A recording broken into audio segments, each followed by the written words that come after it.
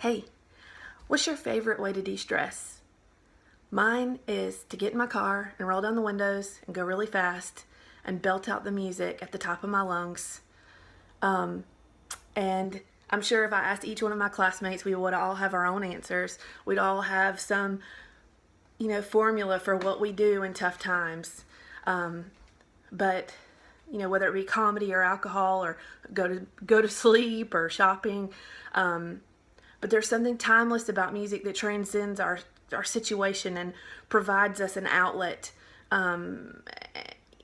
whether it be giving us a way to process our feelings and our experiences together, or cushion the blow of maybe a heartbreak or a heartache or a hardship, or even just a minor setback in life.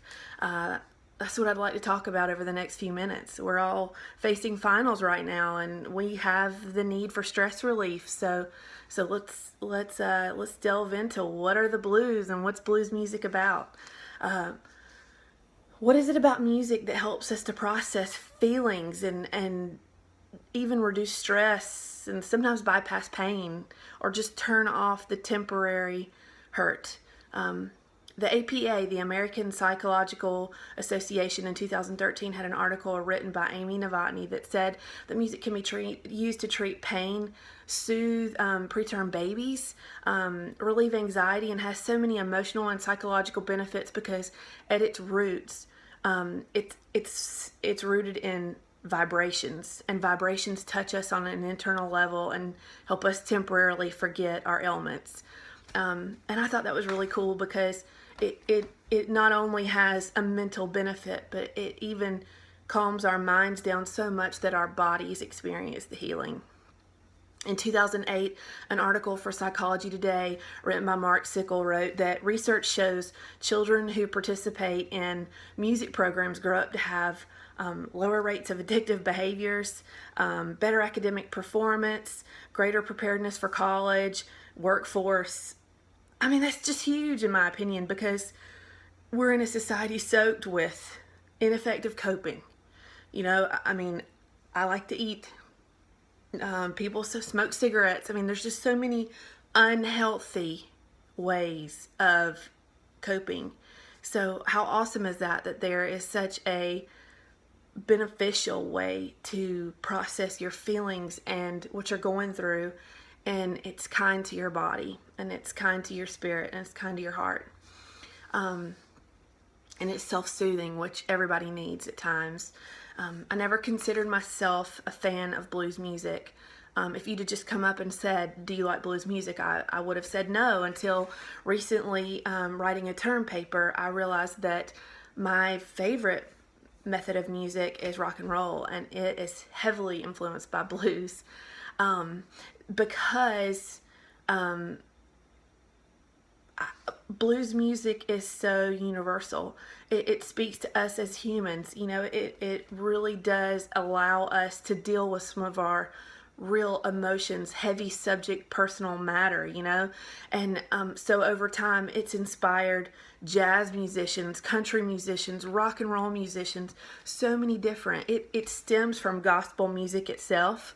So gospel music at its core, is about our need for God or a higher power or healing.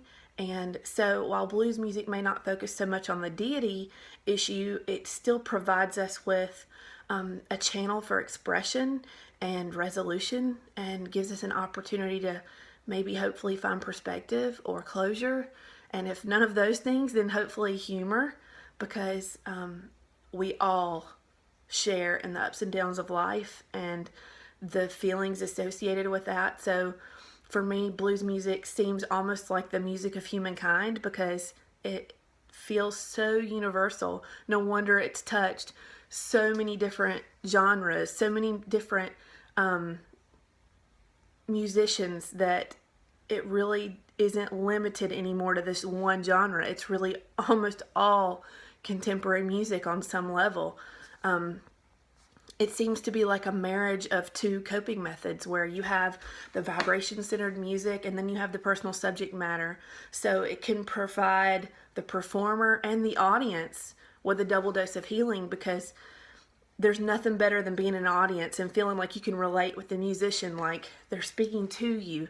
And nothing translates better to us than shared experiences of pain and hardship and progression.